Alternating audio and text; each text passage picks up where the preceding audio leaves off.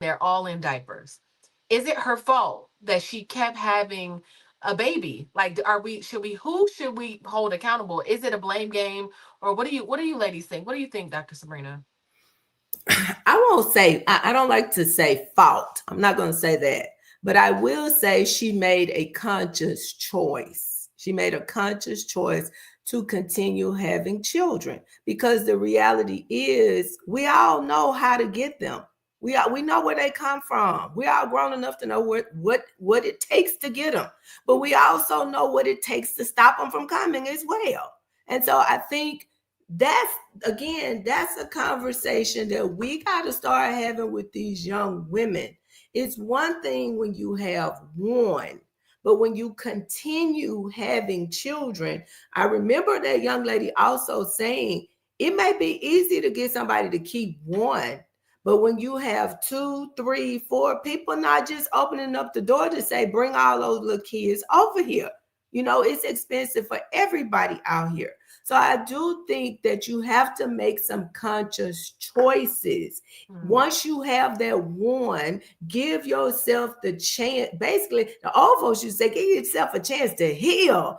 You got three kids and they all still in diapers. That means Mm. you didn't even give yourself time to heal up. Yeah.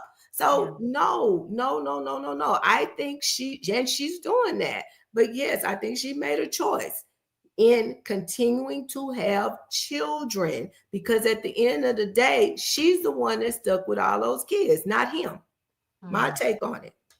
Um, Dr. Felice, okay. So, what do you wish somebody would have told you when you were young and having you had a young daughter, you were a young mother having a daughter.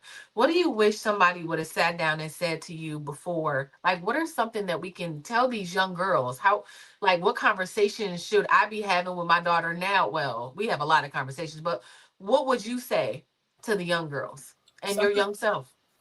so I'm going to be very transparent. I grew up in a very, faith filled home. I knew, or we believe, you don't have sex until marriage. Like Hmm. that's how I was raised, and I made a conscious decision um, to engage in it. But I also, now I got pregnant using protection.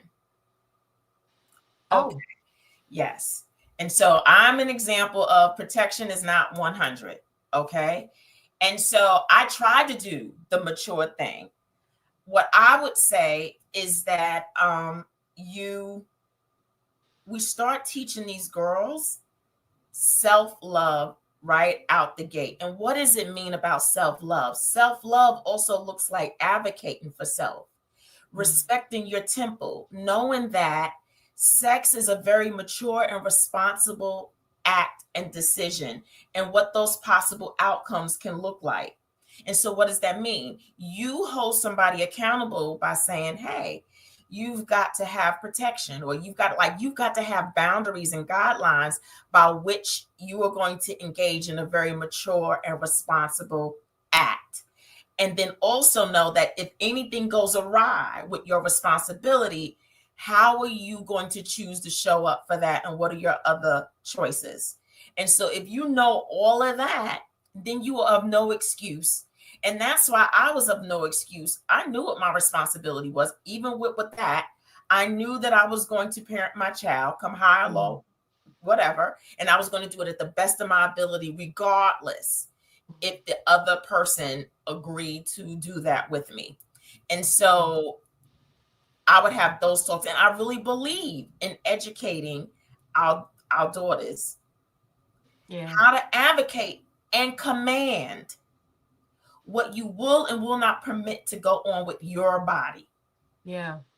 Because at the end of the day, you're the one that has to make that choice whether to abort or to keep. Yes. You are left with the burden.